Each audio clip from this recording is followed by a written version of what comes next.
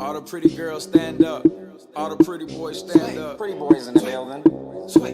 This right here is my sway. Sway. All the girls are on me. Damn. Everybody pay attention. This right here is my pretty boy sway. Sway. Sway. Sway. Girls on my rank. Pretty sway. Girls on my rank. Sway. Pretty boy sway. Pretty boy sway.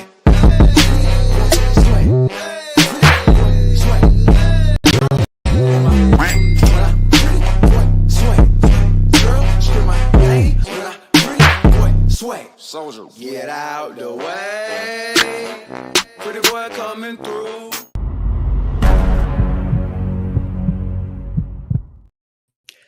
Ladies and gentlemen, welcome back to another stream with Swaggle Haas. A very special stream tonight.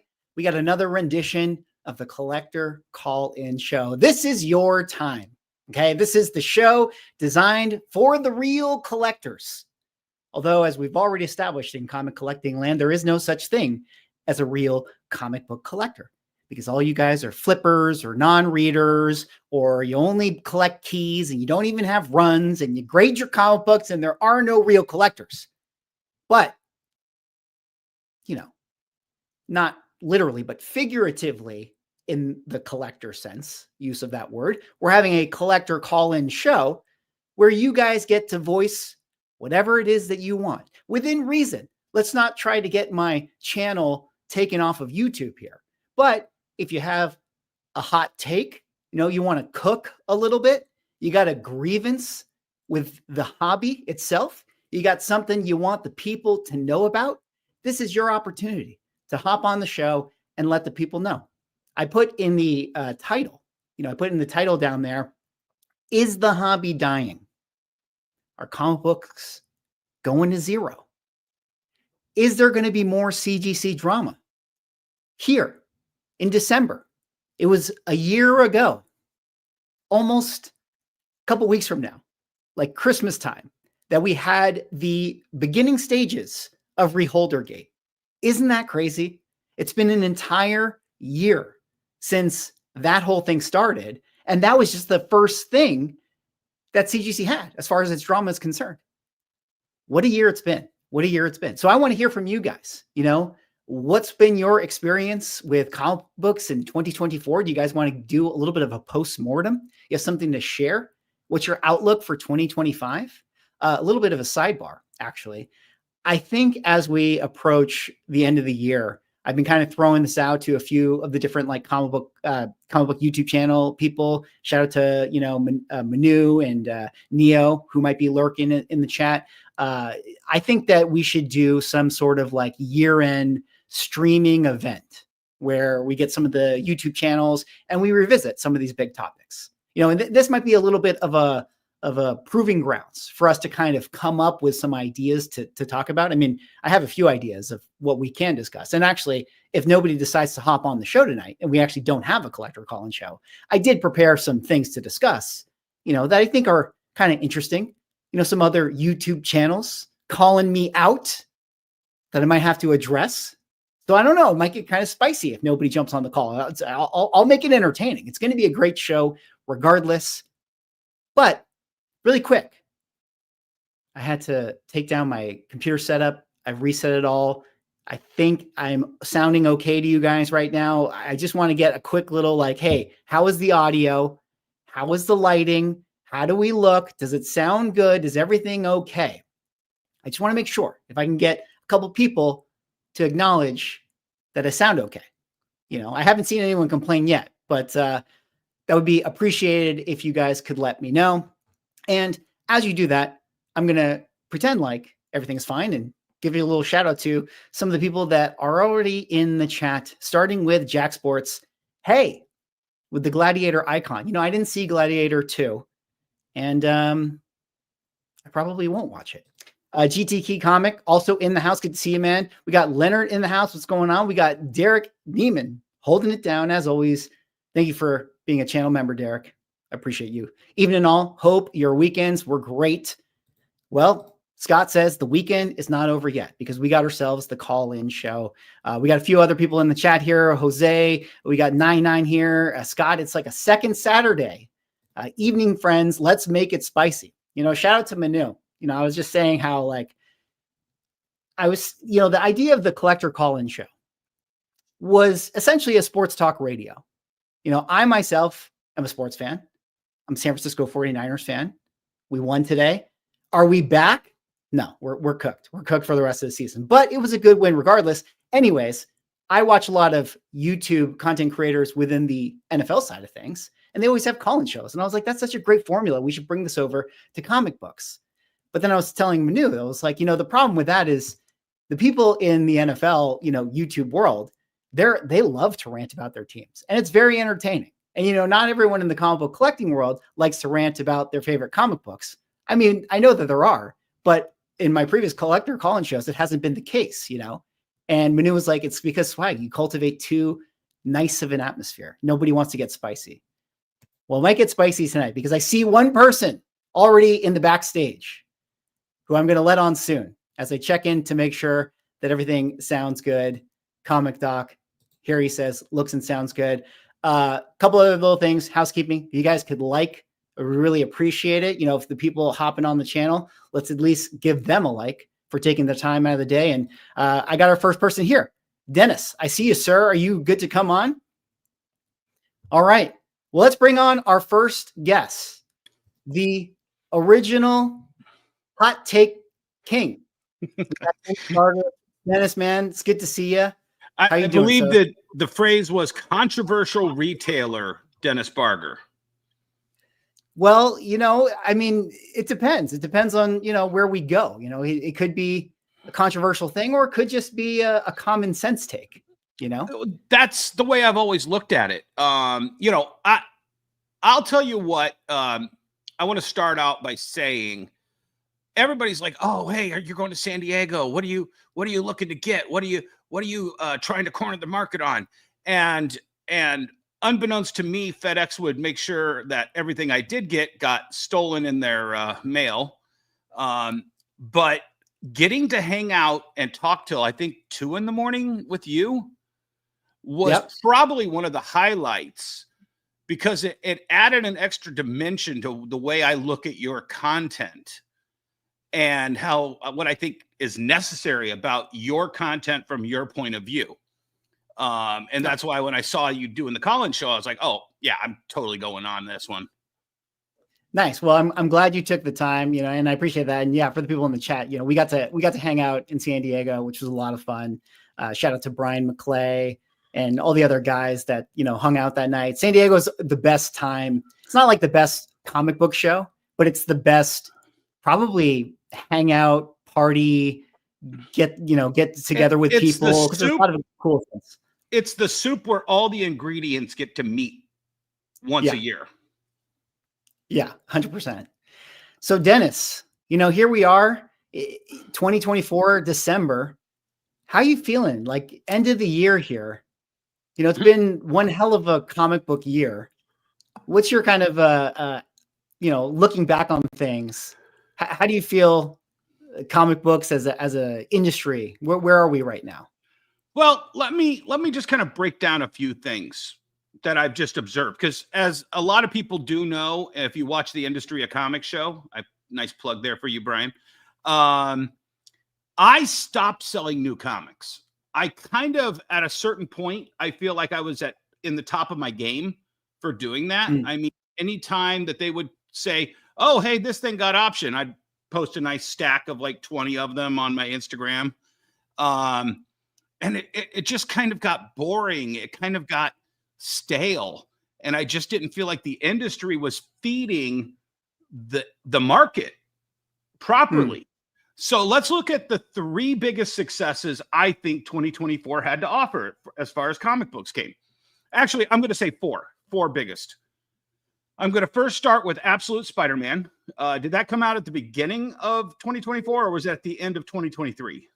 I think I consider it a 2024 book because that was one that was not repacked. So I would say that was one of the biggest successes. Yeah. Follow that up with DC always following suit to Marvel with what do they call their Ultimate or The absolute universe. Absolute. It was Ultimate Spider-Man, Absolute Batman. Right. Yeah. Okay. So follow that up with DC, and rightfully so. They had a hit. But neither of those companies went into 2024 thinking those were going to be the two big needle movers for us. But I don't think DC even had it on their burner until Ultimate Spider-Man came out. I mean, honestly. Really? Yeah, I think it was a response. And if you look at the way Warner Brothers responds, Avengers was a huge hit, and then they had their Superman Man of Steel floundering at the box office. I want to say that came out in May, and then by July, their big announcement at San Diego was Superman versus Batman. Yeah. Well, okay, who's playing Batman? We haven't told you yet. And it took them like another 2 months to announce who Batman was going to be. And then it took them another year and a half, 2 years to get that movie out. The fact that DC responded as fast as they did to that trend that Marvel was capturing. But aside from those two titles, and I mean, a one-off, the Hickman Doctor Doom, okay, check, but those were the two biggest successes that the industry offered. I'm going to throw in, this was the fourth thing that I added, but I'm going to move it to the third place because Kirkman's G.I. Joe Omnibus was a redefining thing for the comic industry, but it doesn't benefit anybody but Kirkman. You see what I'm saying? Yeah. That's why it's kind of my fourth addition to that, but I think it was clearly Nikki Barucci was like, oh, wow, that was huge. I got Thundercats now. Let's get that rolling. It's something that's going to spurn the industry. It's just not going to benefit anybody in the industry below that, if you understand what I'm saying. Right. And the fourth biggest thing, which I think is like the third biggest thing for me, is Mark Spear's Monsters just being this end of the year cult hit. But that is so minuscule in the grand scheme of things. I mean, can you honestly add anything to that list of four that was a needle mover this year? I mean, like there were a couple of covers that popped off, like Blood Hunt, and stuff like that. But let me throw this back at you. I kind of feel like even with the slim pickings you just named, I kind of feel like that was even better than 2023, though. Oh, absolutely. Am I wrong? Like, because I feel like I agree with you 100%. Okay, yeah. I think 2023 was so abysmal that they had to throw this spaghetti at the wall to see if it stuck. Yeah. And actually, was Daniel Warren Johnson's Transformers, was that the end of 2023, or that was 2020? Well, what's the overarching Void Rivals? That came out San Diego of 2023. Yeah. So I don't even consider those, and G.I. Joe came out at New York Comic Con. So I kind of consider those to be 2023 books. Right. And I think that's spurred on its own. That's spurred on its own nostalgia craze because that's when Nikki came out with Thundercats, and that was a big hit. And Ghost, what's it? He's got Silverhawks now. Silverhawks, but also not Ghost Rider, Space Ghost. Yeah, it's Space Ghost. So there were a lot of these things that I think spurned on as a reaction to the 2023 success of Void Rivals, Transformers, and G.I. Joe. Right. Well, so you started your the conversation mentioning that you kind of got out of New Comics. With these two that you mentioned this year, do you kind of feel like, okay, New Comics is back? Like, would you put more onus on it next year? Well, here's Swag, and we had a conversation, so I know you kind of have your dipping your toe in this part of the industry. So let me ask you a question. I'll shoot the question back at you, reverse Uno. With the successes of those, would that change your mind to pulling a trigger to open a comic book store? Because there was these two successful imprints. Yeah, no, I wouldn't personally. Yeah. So I'll tell you, with all due honesty, I had one of my retailer friends order me up. I ordered 10 copies of All In. I ordered 10 copies of Absolute Batman second print, 5 copies of Noir, 10 copies of Superman. And I've sold through half of them in my little niche store, but it's not enough for me to pull the trigger on 30, 75, 100 monthly titles. Yeah. And the other thing is, the other thing is what I think is, I don't know, concerning is not the right word, but for the Absolute universe, it's like, when you think about what it is, we're like, okay, we're going to make Bruce Wayne blue collar. We're going to make the Joker. He doesn't laugh and he's like this corporate CEO, whatever. And it's like, okay, well, you're essentially playing to people who already very much understand these characters. So, and who are the people that very much understand the characters? They're the comic book readers who have been around that just sort of want a little fresh what if universe. And you bored them to death over the last 3 or 4 years with rehashing the same archetypes. Right. And so, even if you get this little pop that people are like excited because it feels fresh, I mean, at the same time, you're just kind of getting the already ingrained audience or the churned collectors. Right. So it's not like, to go back to your question of would you start a comic book store? It's like, well, not unless Absolute Batman is pulling in, a bunch of 12-year-olds. Right. Which I don't know if it is. You know that answer. I'll tell you what. I think it was one of your videos. I've been watching, been consuming a lot of your videos lately, and you've been hitting it dead on, brother. You did a video about Marvel's Rivals, yes, and the secret keys in it. And my son, who's 21 years old, grew up in a comic book store. Okay. And I said, hey, son, you're because he's on the beta test. He was on the alpha test and the beta test for Rivals. He's a gamer, not a comic book guy. I was like, hey, they're doing these little taglines. I watched a video about these taglines. He goes, oh, that's in the skin, Dad. You mean, and I'm like, well, Jeff the Land Shark. He goes, oh, you mean West Coast Avengers 17? And I was like, well, it's 7, but you're close. He spent 21 years in a comic book store. That's the first time he's known an issue of anything, Swag. You are dead on about this. Dude.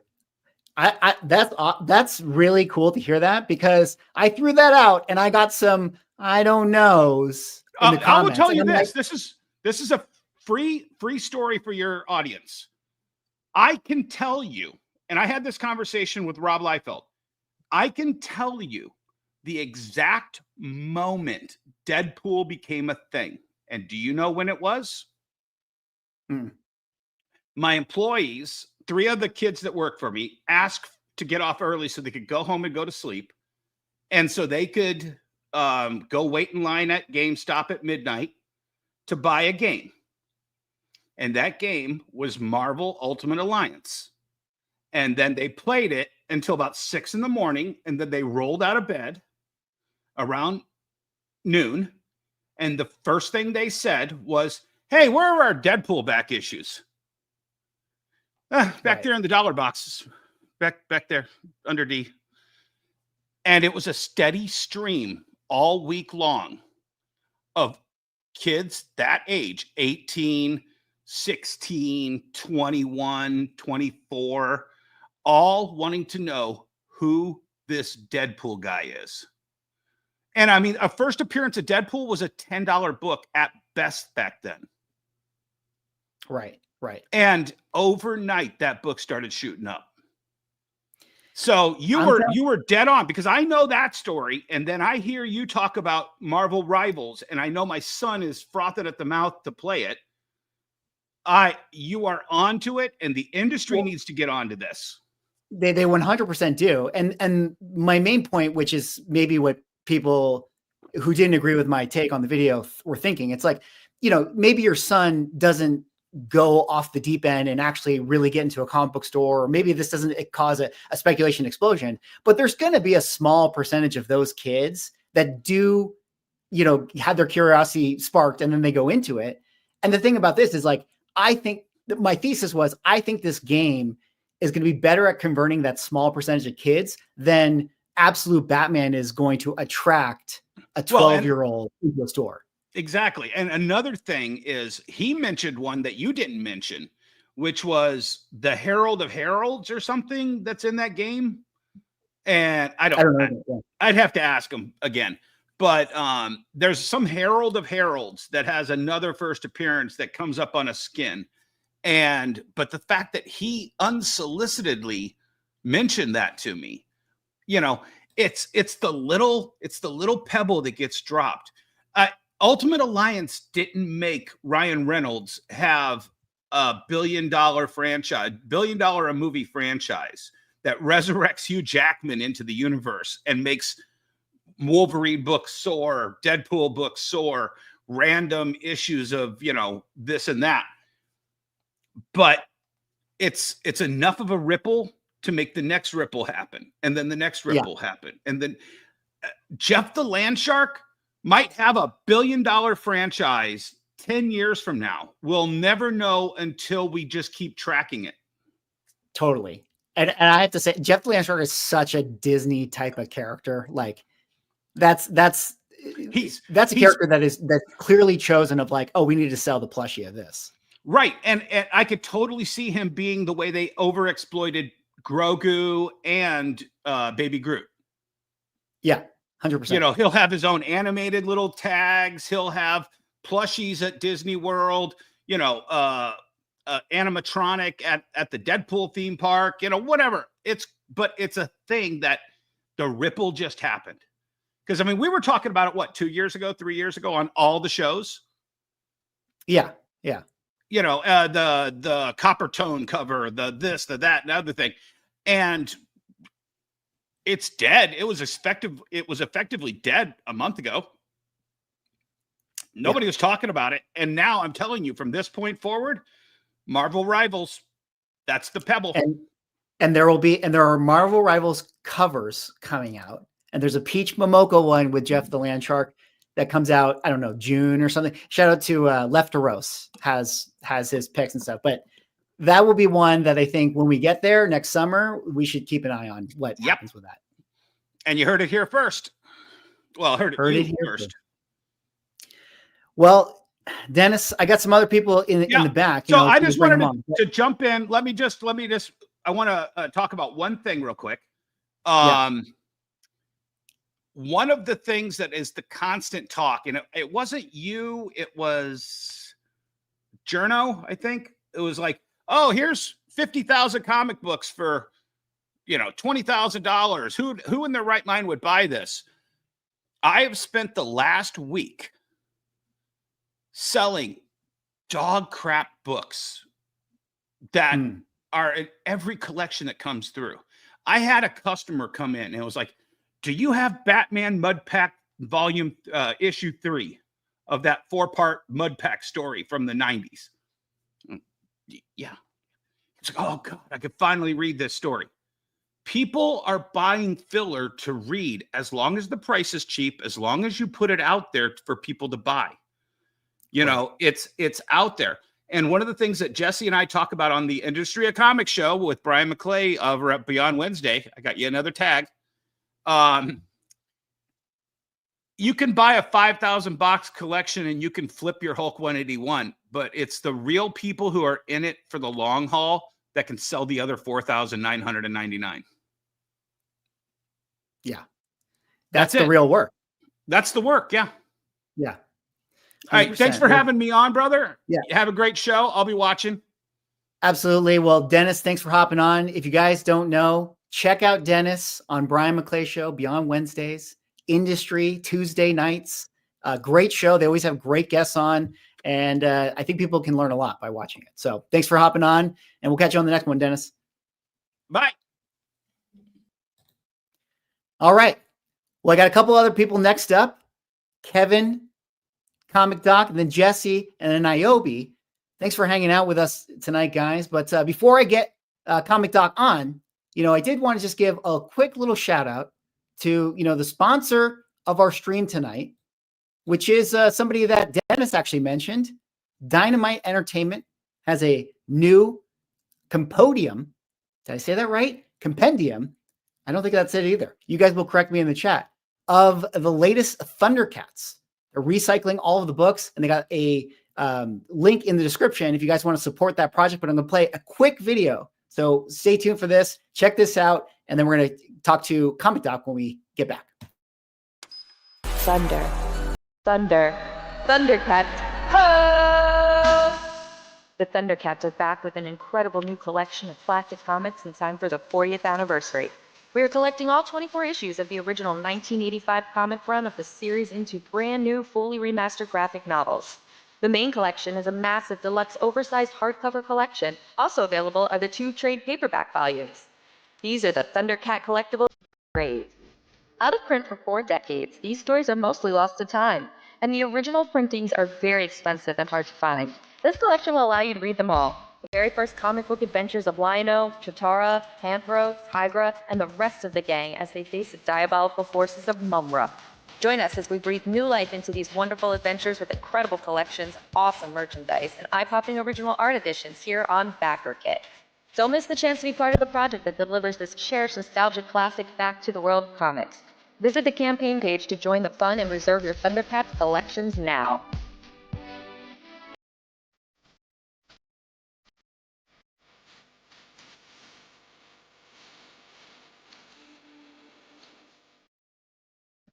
Man, Jose hitting me with the swaggle pause.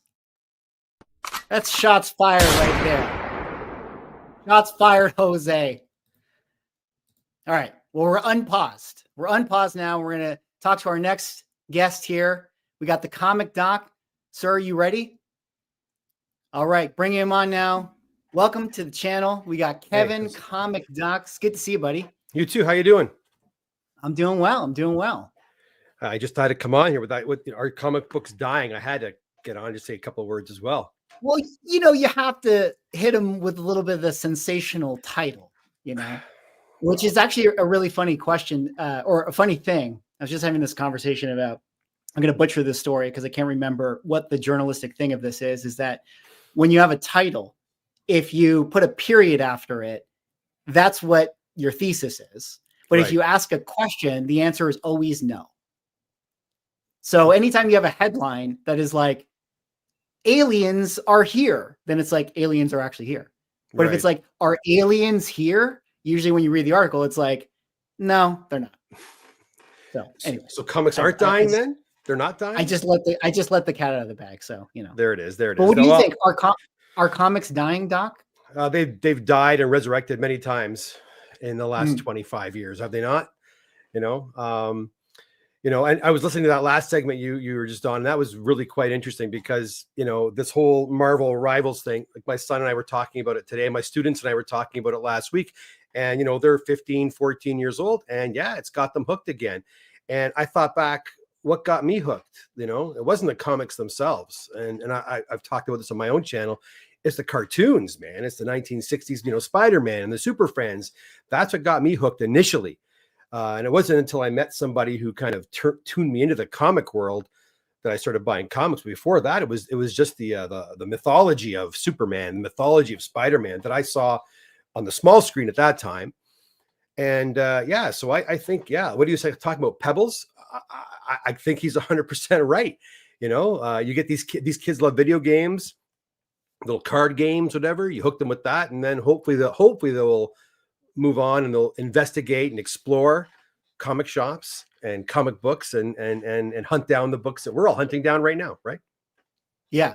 No, I think that's what it takes. I mean, it's just, I think we all forget like how big of a barrier to entry into comic books it really is for a lot of people. Like going into a comic book store can be intimidating. I remember going back to the comic books thinking that it was like, you don't know where to start. That's like one of the hard things. And so to get new people in, you gotta kind of hold their hand through like other mediums and slowly but surely, have them dive into the deep end, which is actual comic books. And not all of them are gonna, make their way over. But I personally think that a game like that, which feels very much of the time, and even the aesthetics of the game is like way more like manga anime, which I think is just what the kids like, that aesthetic more. I think that that's going to be a better tool getting them in than even the MCU, will be. Like the MCU, they'll watch it, but like I think that Well, game's going to make them actual fans.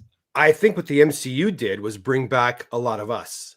That's what I think Yeah. the MCU did, because again, when I was, started pressing years and go back in 2011, it was busy as it was, the regular comic book fans. But as the MCU snowball started happening, man, it just got busier and busier and busier and busier. And then, of course, when COVID hit, it was just like the perfect storm, man. And everybody was pulling out their comic books.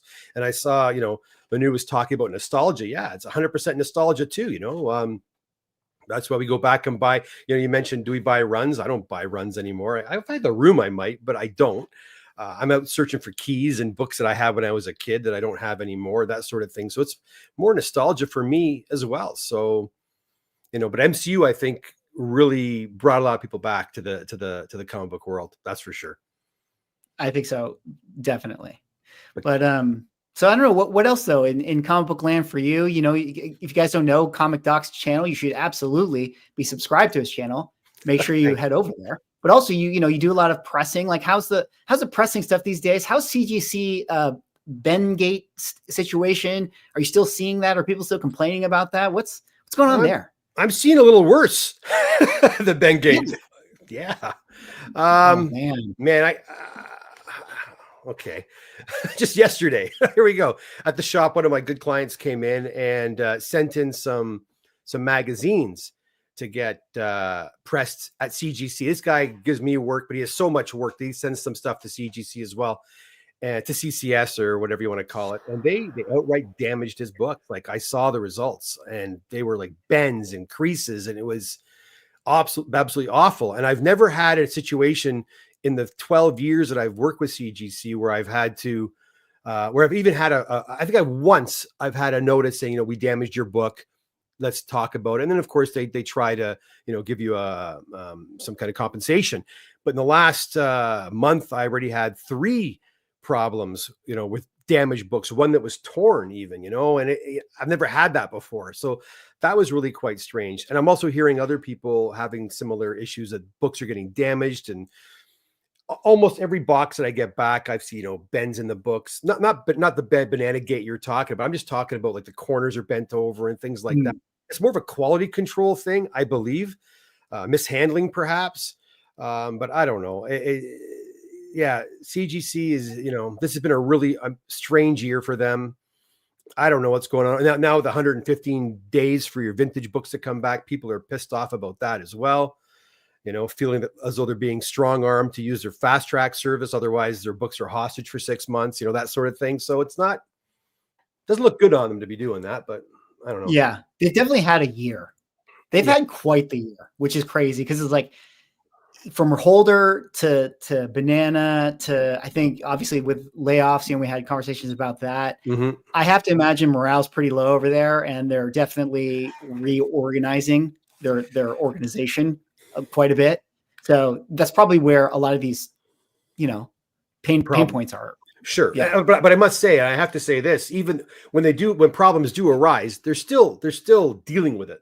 They're not ghosting me. Like I got to give them credit for that, CGC definitely has by far the best customer service of the grading companies. That's like not even close. So at least they pick up your phone, even if you're not happy with me. They pick up the phone, they make you an offer, and if you don't like the offer, you can kibitz back and forth and negotiate a bit. No, that's a lot of time, which I don't like to spend emailing back and forth, for problems that I feel sometimes shouldn't have happened in the first place. But again, it is what it is. We can go to details of why these things happen. Who knows? It's a big company. I don't know. But but in regards to like the business, like pressing, and am I busy? Not as busy as I was a year ago or 2 years ago for sure. Definitely seeing people are far more selective now of what they're sending in. They're not sending in 30, 40, 50 books. They're sending in 5, 10, 15 books. They're very careful, that definitely is happening. We're still pretty steady. We're still, we're still got the shop. We're still going, but it's not as feverish as it once was. That's for sure. Yeah. So, I mean, if you're not going to be able to get the same premium that you used to get out of the graded sale, which you can for certain books, and certainly depending on what you buy the raw for. I mean, you probably have, maybe you have some margin, but yeah, if you're not going to get that super, very clear cut, whatever, 20%, 30% bump, like you're just not going to be as inclined to send stuff in. And I think that's just where people are with a lot of the books. It's a very expensive endeavor, right? Pressing, cleaning, grading, shipping, and then fees you pay to eBay or whoever you're selling through. It's tough, and people know it, right? So yeah, and the time because you're sort of thinking like, okay, like if I could get an extra, whatever, $50, $100 off of this thing, if I get it graded, is that really worth it? Should I just list it now on eBay? It's raw, whatever, just, set it and let it rip. It's like, at least you can get the sale now versus like, 6 months from now.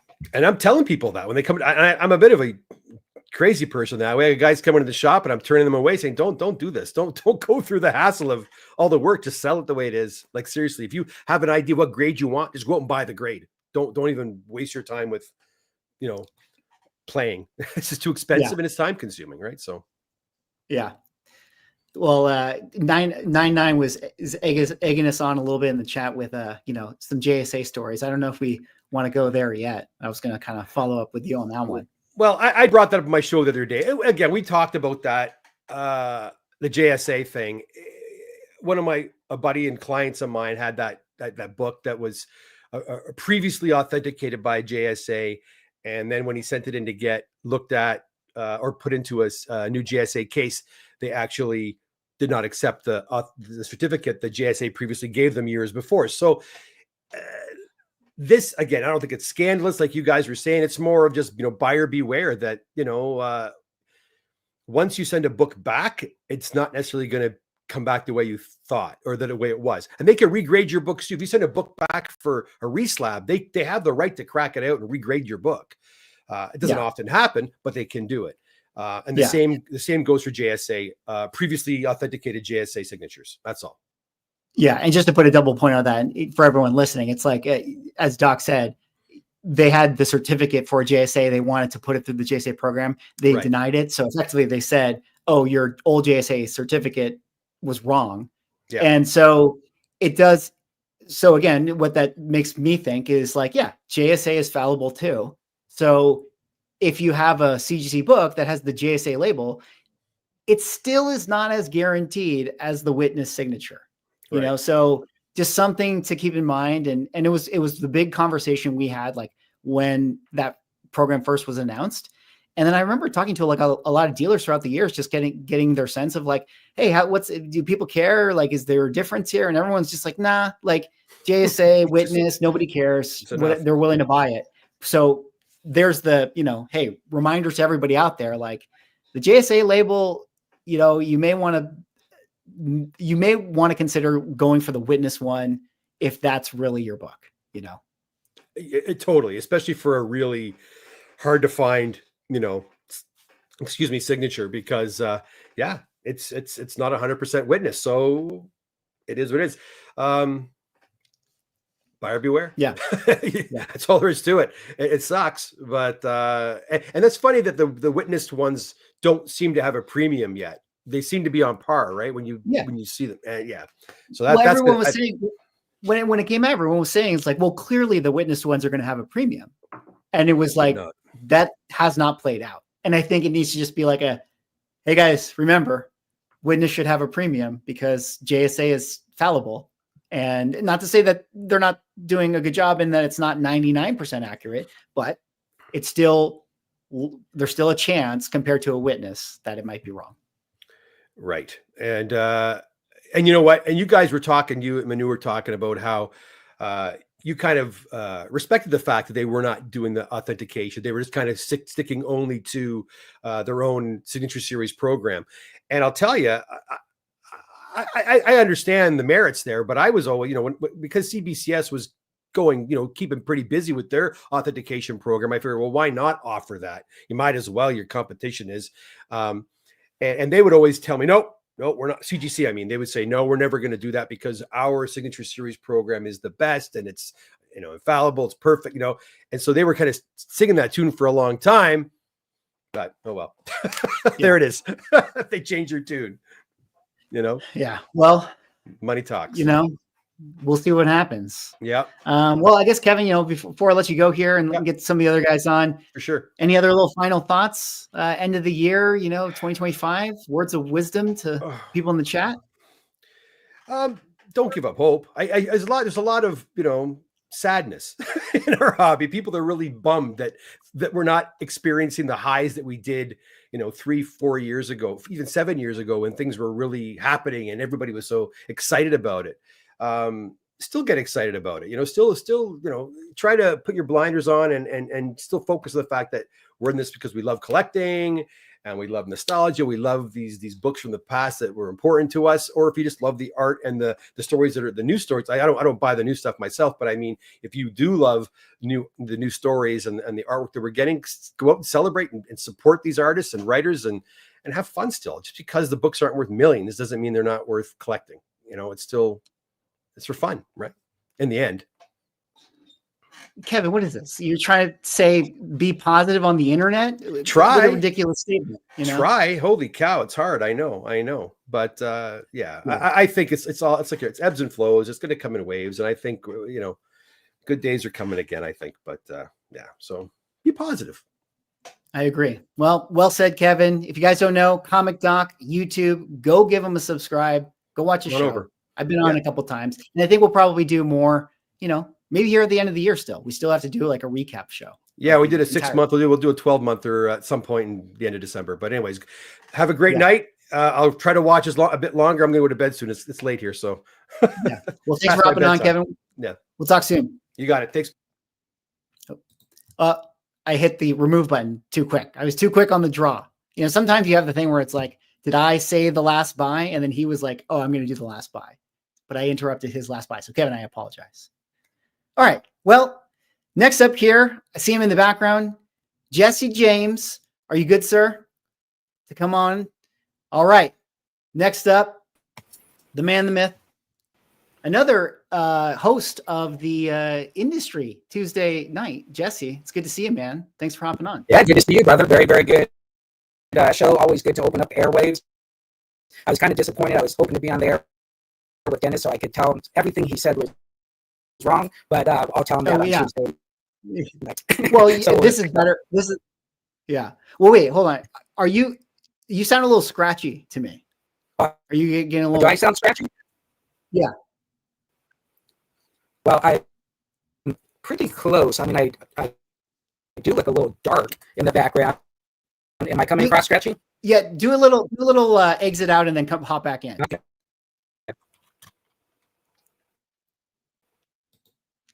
All right, we're gonna have Jesse exit out, hop back in. Audio problems, but I think he'll come back in a second. But yeah, if you guys don't know, thanks for hanging out tonight. It's been great, doing the Collector Call-In show, getting people's thoughts and opinions on all different kinds of topics. If you guys want to hop on tonight, link is in the description. I have in the title a few ideas of stuff. Are comic books dying? Will there be more CGC drama? Of course there will be. Of course. Let's check on Jesse here. How's the audio, sir? Okay. How do I sound this time? Oh, that's better. Perfect. Okay. All right. I think Dennis was in my brain there, so I probably logged in a little bit differently. But, and that's all good stuff. Me and Dennis have known each other for a freaking long time. But I will tell you, my answer is very simple. In my 43 years of doing this, this is my best year in history of selling comic books. Not only is it our best year in history, since we beat last year, which was my best year in history, in September. And the reason why, in our case, what we are finding is people are more acceptable to shop online.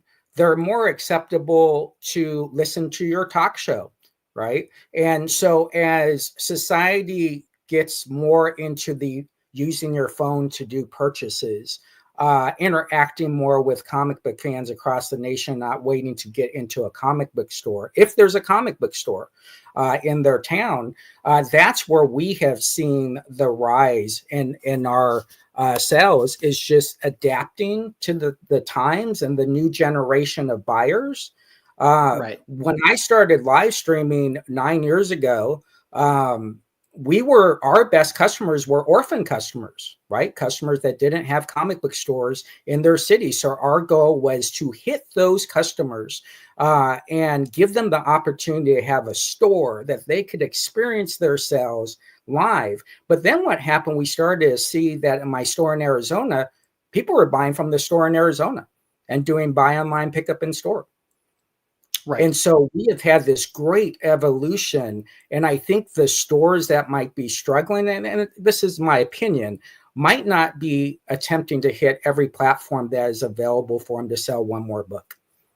Yeah, I think Dennis here, I've heard you guys talk about this on your industry show, which is like this, the shops, the industry's down, the shops that are not utilizing the tools like live streams and, you know, social media to build your store brand and all that, and have that be, you know, self-serving to get people into your physical store. Like they're not, of course they're going to struggle because like you gotta cut through the noise, you know? As I travel across the nation last year, well, in the last 5 years, we'll say in the last 5 years, I've been to over 400 comic book stores.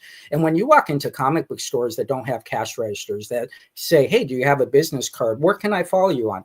Oh, here's my phone number to the store. Well, you're not going to make it too far in this day and age of selling, right? And so there's a lot of things happening. You guys were talking about Absolute Batman. Absolute Batman is great for comic book stores. Unfortunately, every week they have to sell another 150 titles that are on their display. And so you really got to look at these new issues and say what enhances their new issue sales to have them continue to carry new issue sales. I was one of the first people to drop new issues in 2017, and that's with 550 box holders. It did not make sense to me. So I think, are comics dying? No. I think depending on where your sources are to buy, I think that determines how well your year is. Right. Are you using, you do Facebook live streams, right? For your store? So I am beta eBay now. I still have my company that does Facebook Live, and they do very well. So let me ask you about this. What's your thoughts now? Okay, so usually every top of the year, I like to do a video that's my predictions for 2025. Like I'll do one. I had a 2024 one, and last year, and then at the end of the year, I'm going to do my was I right thing. Right. And last year I predicted eBay Live would be a big thing. Probably wasn't. I would call that a wrong prediction for me. But I'm going to throw it on the slides once again for 2025. But I'm curious, what you think. Is eBay Live ever really going to crack through? And how do you feel about Whatnot now? I feel like Whatnot's probably going to have another bigger year next year. Right. I just feel like they're doing a lot of things. But what's your feeling between those two companies? So this is what happens when you have a niche that no one can compete against. So Whatnot is just on fuego. They're on fire, right? I should have done that switch in 2017. Didn't really want to do it. Whatnot comes out, dominates it. But what makes you better is competition. You cannot go year by year by year by only being the only one at the top of their game until someone comes up, punches you in the gut, and then you say, oh, this is what we got to do. To be better, we have to be more transparent, or we got to reach out to more sellers. We need to have more communication. When we do conventions, they need to be more organized. So I think eBay enhanced the ability of Whatnot, not just wanting to be better, but having to be better. Your second question on what does eBay have to do? I think what eBay has to do is they also have to be transparent, and they have to market accordingly. Where does eBay, I know I'm getting myself in trouble here, but where does eBay promote? They promote on the eBay page. Well, you already have those customers. Why are you promoting to your own customer? Well, it's funny because as much flack as Whatnot has gotten for utilizing influencers, I mean, that's also been part of why they're successful. So eBay kind of needs to, eBay kind of did that, at New York Comic Con, eBay had a really big pop-up, and I don't know where they streamed it. This is actually a bad thing. That's I'm somebody who has this YouTube channel, and I barely understand where do I go for eBay Live? Oh, it's in my, so that's kind of a problem. But they had Jim Lee on, and they were signing stuff and promoting it. But yeah, it feels like they really need to market. They need to Right. step up their marketing. Right. Well, you know this, Swag. The most important time for marketing is when a convention ends, is what you do on Monday. And Right. if you don't promote what you did over the weekend, it just becomes a weekend at New York. Right. But if you don't promote, oh my gosh, the successes we had, you don't do clips of Jim Lee or whoever else they had, and you don't put that out in a promo, then that is what's going to hurt you in the long run. And so I think eBay has more time in beta to learn. And I think in a great position. I don't even go live to midnight. I go midnight to 3 a.m. Right. I show my 150, 200 books. I sell out every single show. I've had 258 sellout shows. But you also have to realize in live streaming that how much of it is really the book, or is it the person that's actually live streaming? Are you giving the person the experience? Are you making it fun to buy a ROM 28? And I think that's the differences. So great stuff. I just want to come in and talk about that. But I think what you have done and all the other YouTubers have done is you've reinvented the comic book world to where people, it used to be, this is what I've learned in 43 years. People walk into the comic book store, they get their books, they're in their world. They're in the comic book world. They walk outside, guess where they're at? They're back into the real world, the business world, whatever, going home to the kids. You provide the opportunity for people to stay in the comic book world at home and have fun and listen to these conversations. It doesn't matter if people agree or disagree with you. It's the notion that you give them a platform to do it. I always talk about the innocence of comics, and the innocence of comics is exactly what it's supposed to be. Comics are supposed to be fun. You're supposed to read them. You're supposed to collect them. You're supposed to be completionists. You know, if you get a guy that has a complete collection of ROM, but he's missing a 38, that 38 is a key to him. And you can't take that away from him, right? And so we have that. I think the other notion, and I'll let you get to the next guest, is what we're finding now is the 15 to 30-year-old, the 80s and 90s is brand new to them. So when they see, like last night I was showing Chromium covers, and people were going crazy. What the heck is a Chromium cover? What is an Exo Man of War #1? They're going crazy, right? And X-Men Alpha. And we were joking last night that it sold for $25 at auction. And it was all to these young kids because they don't know about the book. They just know they're excited about the book. So stay excited, engage with shows like this. I think you do a fantastic job. I really appreciate the time tonight. I'm going to get back to my fantasy league and make sure that I'm going to come out with a win here tonight. And everybody else, have fun and enjoy the show. Yeah, well, appreciate you, Jesse, coming on. Be sure to tune into Beyond Wednesday's show where Jesse and Dennis are co-hosts on Tuesday nights. You guys will definitely enjoy it. But Jesse, man, good to talk to you, and we'll catch you on the next one. All right, Rocket. Great call from Jesse. We had 2 out of the 3 comic industry hosts on this channel. I wonder if Brian McClay will show up. I don't know. Brian, come on the show. Where are you at? Yeah, very interesting stuff. You know, one of the things I always say with, comic books, it's like, nobody has comic book friends. You know, I don't know anybody in my real life that has comic book friends where I can talk about comic books with. So I had to make a whole YouTube channel for that. You know what I mean? But that's what Jesse was saying. It's like you go on social media. And that's the thing. I always talk about this. I'm like, Marvel and DC is the biggest problems. They don't leverage the social proof aspect to the kids. Because comic books is one of the greatest hobbies that you can participate in that doesn't have a screen in front of your face. And you can go out and you can go to a comic book show. Yeah. Anyways, it's not about me, guys. We're going to go to the next person, which I don't know if he's ready, but we got Larry in the backstage, Nyobi Comics. If you're good, sir, I will bring you on. All right. Well, welcome back to the Collector Call-In Show. Hey, what's going on? We got the man himself, Larry from Nyobi Comics. Larry, what's going on, man? Yeah, can you hear me? Am I good? You sound great.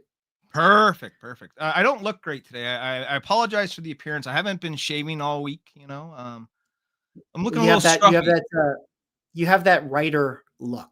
You Do know, I? it works with well, yeah, it's like, the writer. It's like like,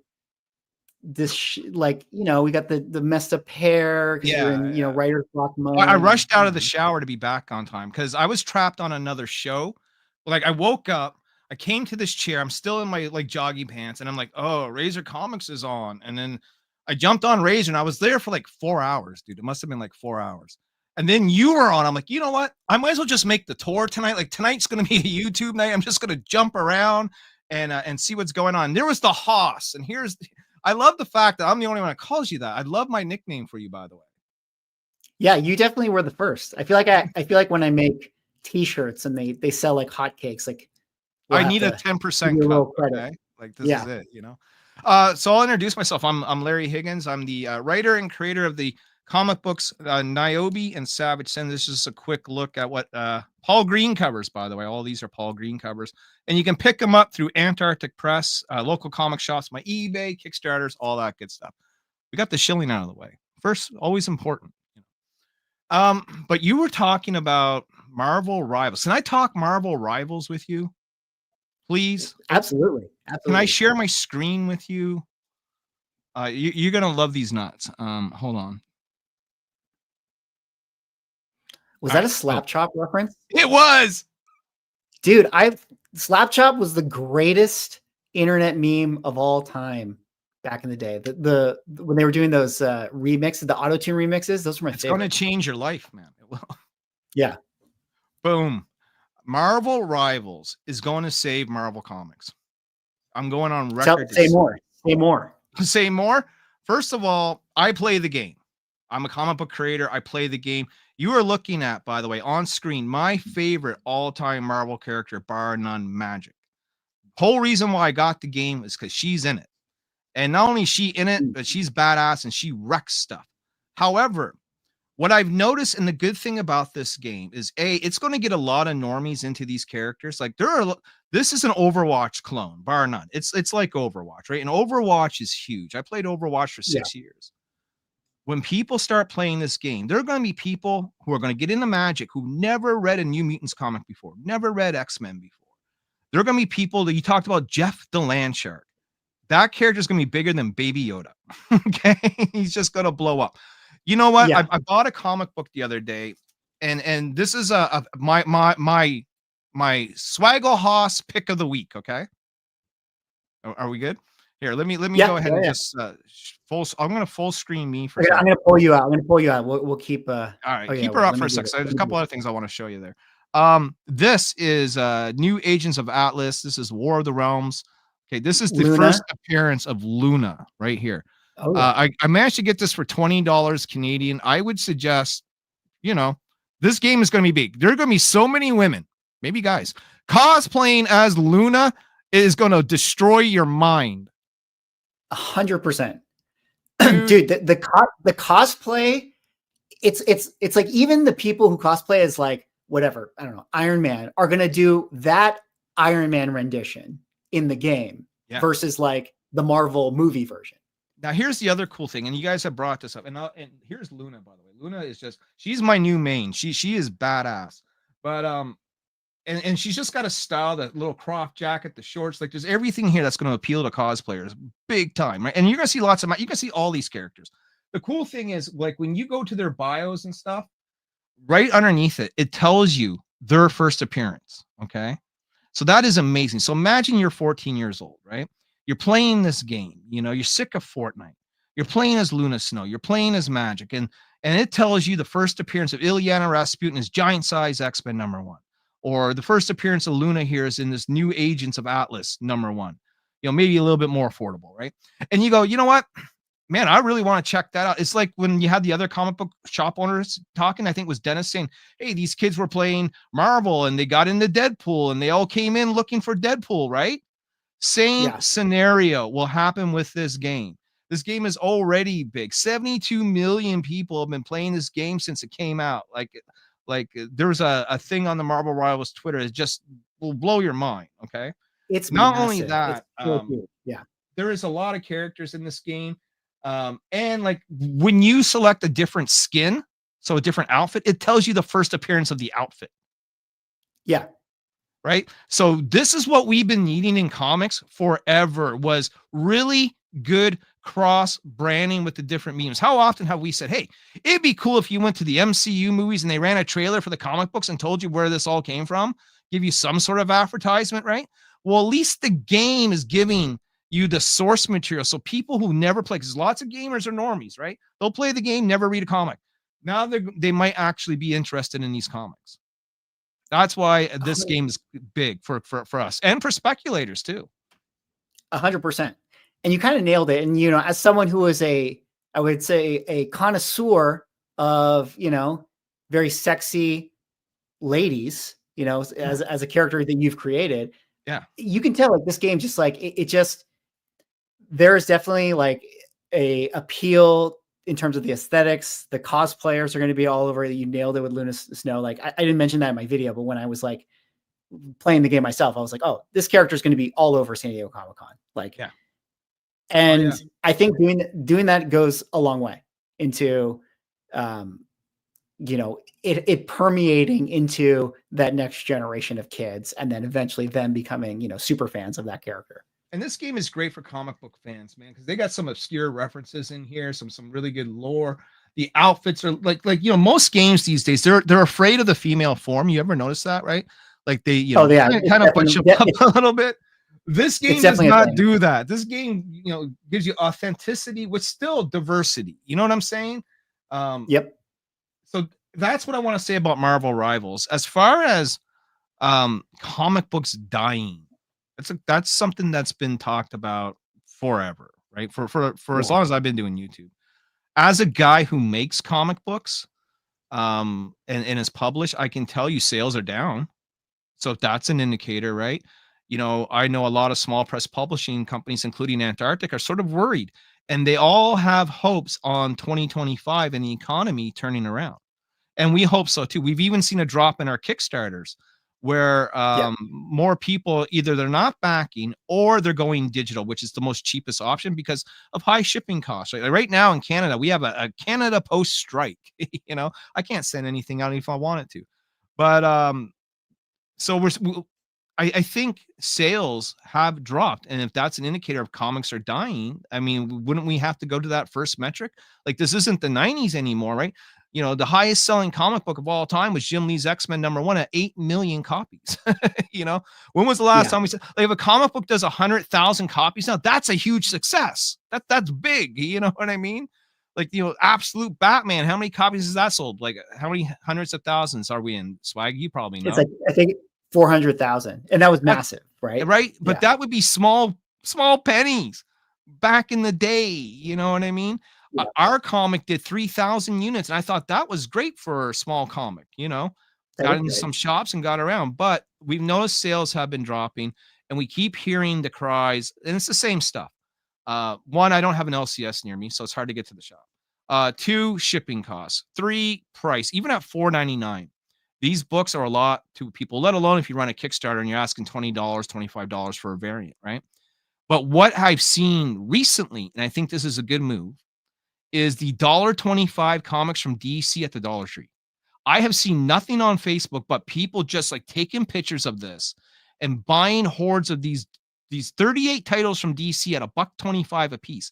And if that's a hit, then we might actually be able to get comic books back into other places outside of the LCS. I think that's a great start. What do you think of the $1.25 swag? I didn't even know that was a thing, actually. What? Yeah, I didn't. Well, I know.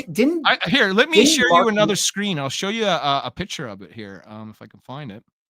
Didn't Mark Miller try to do something like this where he was like, he had a title that he was going to charge $1 for? I feel like that was the story. Maybe someone in the chat can mention it, but like, I feel like that was a thing, but I never really know if it ended up being successful. This is a huge thing. Right now, all these Dollar Trees have this like giant, I'm trying to find a picture of it, has these giant blue stands of DC Comics. There's 38 titles. They're all $1.25 and they're all in polybag. Okay. And they're all reprints of like DC 52 Batman stuff, some Harley Quinn stuff. Yeah, there you go. You got it faster than I could. Yeah, this is it. And so I think that we need this. Like I need this. Like I need Nyobi to be available outside of like the 1,700 comic book shops that are out there. You know what I mean?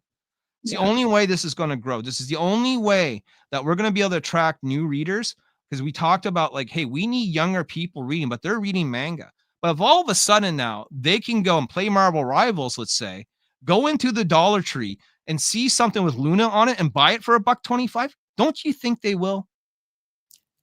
I think they will. I think that you know, parents, if it's $1, it's like so much easier to buy your kid a $1 comic book than it is to be like $6.99. Well, it's easier to take the risk on, right? Like it's only $1.25. Who cares? You know, it's cheaper than a chocolate bar right now. Can I ask you this? Yeah. I was having a conversation with someone the other day about just comic books. Do you think comic books are almost like too mature? Like they're almost all for adults. And I realize not all of them are well written and they're kind of like, you know, a lot of them are bad and dumb, but like, you know what I mean? It's not like, well, there are the like, kids lines. There's like, you know, the Spidey and Friends and the Young Avengers and the IDW stuff or whatever, whoever's putting out the Young Star Wars stuff, like the kids stuff. But anytime a kid sees something like that, they know it's for them and they don't want it, right? Right. They want the real like older kid thing. But the problem is like, you know, back in the day, you used to sort of have like the, you know, villain of the week sort of storytelling that like a kid could kind of follow. Sure. But now it's like if Chip Zdarsky's doing, you know, Daredevil, it's sort of like, this is way over people's heads. It's because it grew with the audience and didn't try to maintain a demographic, right? So as we got older as X-Men fans, let's say, they wrote X-Men as we've been following it, you know, as opposed to trying to make it new to someone else. Right. And it's a hard thing to do. It's like, I don't envy their position because you don't want to alienate the people who are still buying. Yeah. And every time they make a new young character or whatever, everyone gets mad about it. But, you know, I mean, and that's why we have these constant reboots, is because they're trying to say, hey, you know, we understand that jumping into something 700 issues in might be a hard follow, right?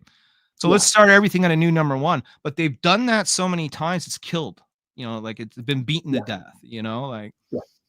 So I don't know, you know, hopefully the Dollar Tree is not the answer, but one of the answers. Like, you know, the guy I work with, Ben Dunn, has talked about putting spinner racks back in 7-Elevens forever now. And we got laughed at.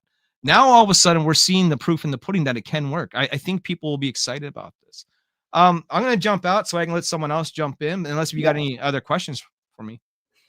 No, that's it, man. Well, where can people find you, you know, aside from, you know, your Kickstarter? You're right. So Kickstarter will be in February. We got brand new covers from Ali Garza, Keith Garvey, John Stinsman's coming in, you know, a bunch of names. I'm sending out Savage Sin 2 books as soon as Canada Post Strike is over.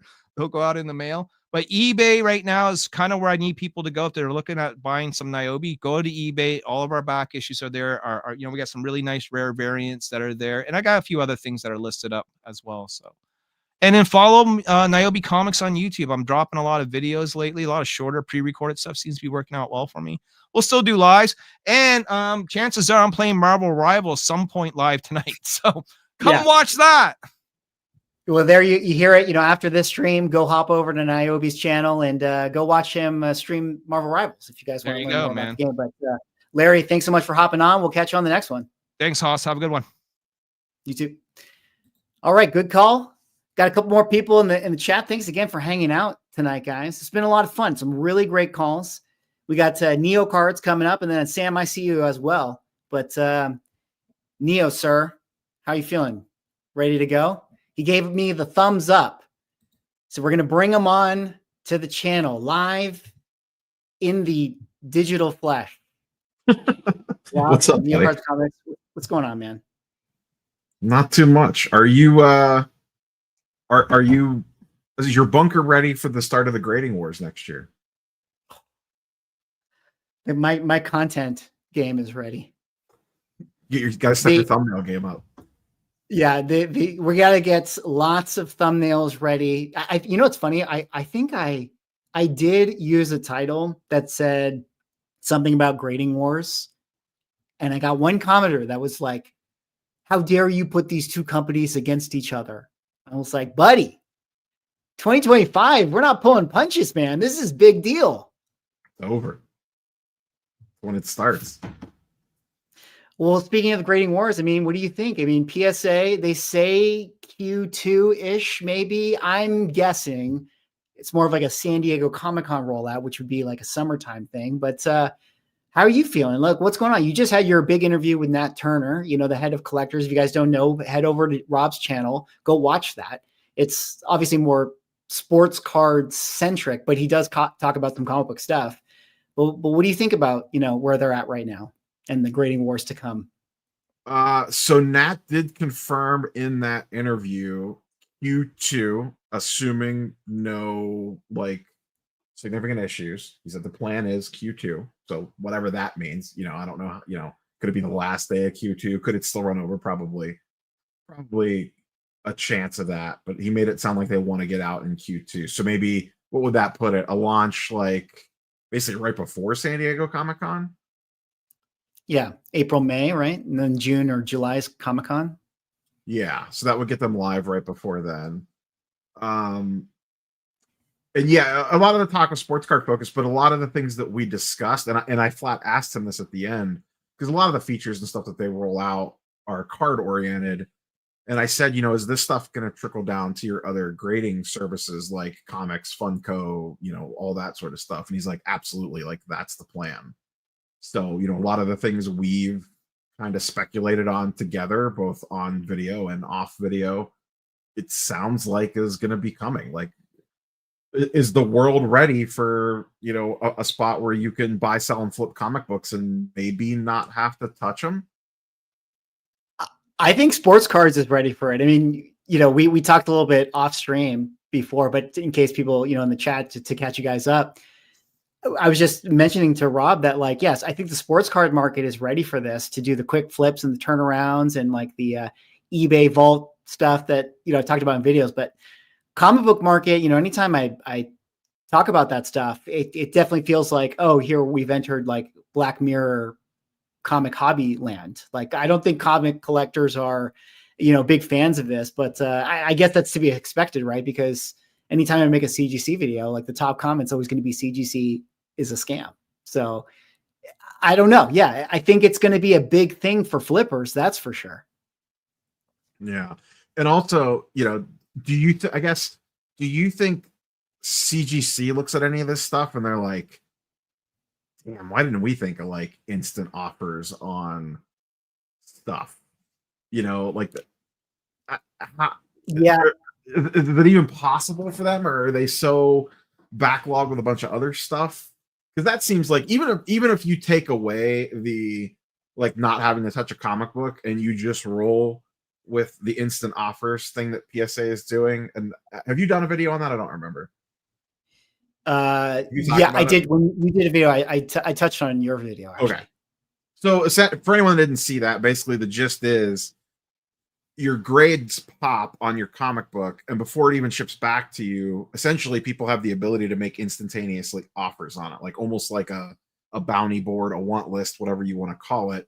Your book goes in for grading, the grades pop, and there's like a ship home, or immediately click a button and say accept a $500 offer for a book that somebody wants. Like, right. Someone working on I'm working on like an X-Men run. It's a slow process. I'm not in a hurry to do it, but to be able to just like have it sitting out there that I'm willing to buy X-Men 103 in a 9.0 or better, and here's the prices I'm willing to pay at a different grade. And maybe there's a way you could see an image of the book beforehand or not, and one of those comes in the CGC and they grade it, and then it pops up and boom, I just have the book all the way automatically on the way to me without having to do like an eBay safe search or whatever. That's coming to the card side. It exists now to a degree. You know, that seems pretty appealing. I definitely think so. Let me go back to your first question about, like, do you think CGC ever kicks himself? One, I think that if you got the smart people in that building to admit, I think that they would be like, yeah, this is a big missed opportunity that we're not building towards. But I wonder if they just don't have the infrastructure to make that happen, or at least the, you know, desire to. And by desire, meaning just the people and the foresight and all that to actually build that feature out. But I will say this, I've been hearing from various places, from different companies, a lot of people are really interested in like that next, how do I define it?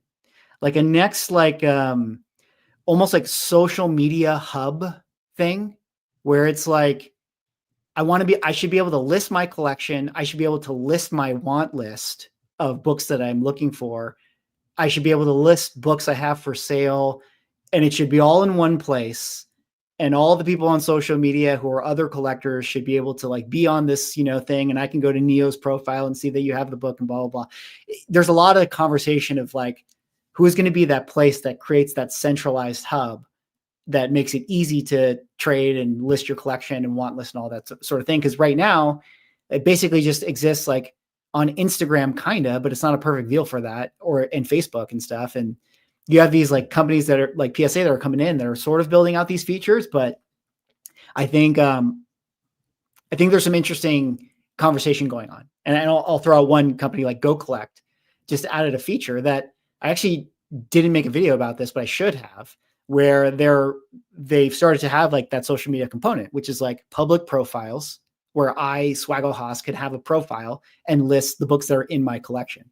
And it's very much, in its infancy stages, but I would imagine that like, well, that's only a couple steps away from like me being able to create want lists and have books link out to my eBay buy it now area and that whole thing. So I don't know. I think that that's kind of the next big ecosystem of the hobby that is missing. And it feels like PSA is really thinking about it. I mean, there's companies that are thinking about it, but it seems like PSA is actually taking the steps to be a big player in it.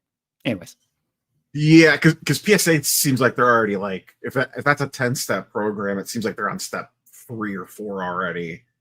And the rest of the steps are already planned out and they're actively working on it. Whereas everyone else is still like, hasn't even walked down the steps yet. Like they're just looking down or looking up the steps and like, it's a long way up there.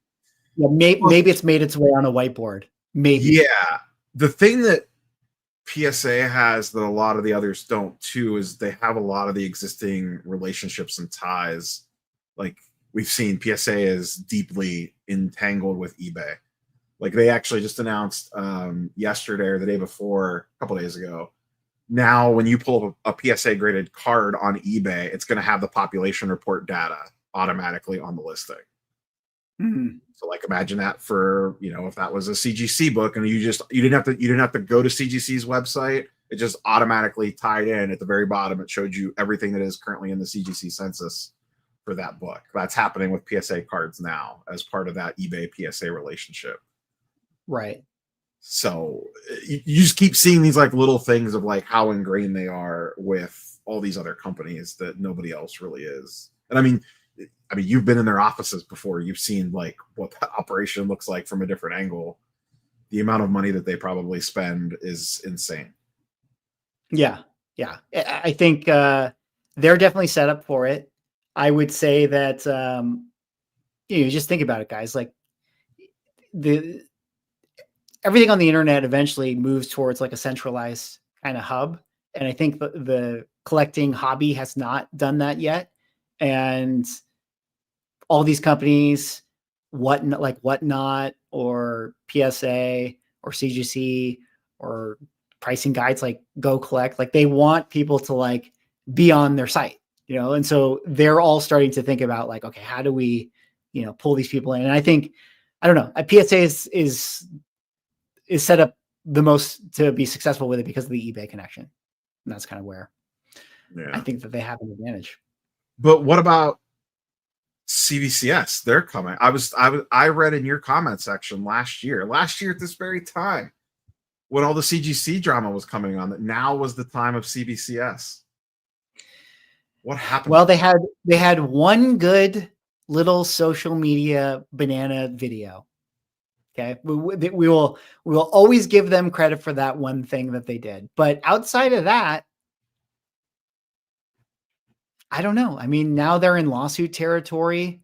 They had all that. I feel like the situation with the head grader for PSA, like it didn't really feel like anyone was on their side with that whole thing. So that was kind of like I don't know, like not a good PR move for them. And then, I didn't even cover, their CEO having all those legal issues and the other lawsuits and stuff. And I don't know, man. I don't know what CBCS can do other than a complete rebrand. Like maybe if they completely rebranded it to Beckett and got a massive infusion of money to like just build out, marketing campaigns and all this new stuff, like maybe that would get people excited, but I don't know. They're kind of DOA, to be honest. And I hate to say it, but How the comment section told us that they were, now was the time, the rise. It's also crazy when you think about like a year ago, basically a year ago now. I don't know what the exact date is, but it's got to be coming up. That's when the whole swap thing came up, right? Oh, for sure. Wasn't that right before Christmas? I think it was definitely right around Christmas, because I remember thinking when we were doing all these coverage of it, it was just like, oh man, like this, poor Matt Nelson was like ready, he was drinking eggnog, under by the Christmas tree, and then all of a sudden he got this email, that was just like his nightmare. And so December 15th, the news says in chat for the exact. December 15th. We need a 1 year anniversary something for that. I don't know what it is. The fact that now, to that point, everyone's going to say 2025 is the year of PSA. Will we be in December of 2025 being like, what happened? This was supposed to be a PSA's year. I think it would be more 2026. We got to give them a little bit of a runway. Yeah, we got. I mean, to be fair to any grading company, you got to give them a little bit of wiggle room. That's fair. But the fact that the biggest grading company in the industry, in the comic book side, had in-house employees stealing, swapping, I mean, all of it in the past year. We had Swapgate, Bengate, and Theftgate. I don't even know. I'm out of gates. But like, that would kill anybody else. And everyone, as me and you have both said to each other on and off air multiple times, nobody cares anymore.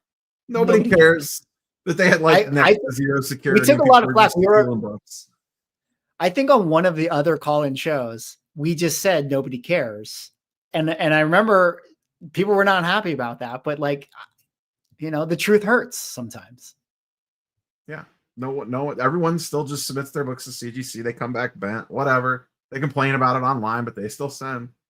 Yeah. I don't know. I haven't looked. Has Automatic looked at their submissions, or anyone been tracking? I'd be curious to see what their submission volume is at the back half of this year compared to what it was. Yeah, I don't know if he's been tracking. I mean, anecdotally, just like everyone has been saying, like submissions are down. Like just whether or not that's in the data. Borked. So like, what 1 + 1 doesn't equal 2 there, right? Well, you could say down and books be taking longer to get back. Well, you could say that they had layoffs, so they're having to move at a slower pace, or you can say, I mean, the real tinfoil hat thing is that at New York Comic Con, they had a sale. They did very well at New York Comic Con. They got tons of books in to like juice the numbers of that quarter so that they could promote that for whatever, thing they needed to promote it for. And they're still dealing with that inventory to this day. So I don't know. Could be. I mean, they had long lines there, but I didn't know that it was that long when we were walking past their booth. Yeah.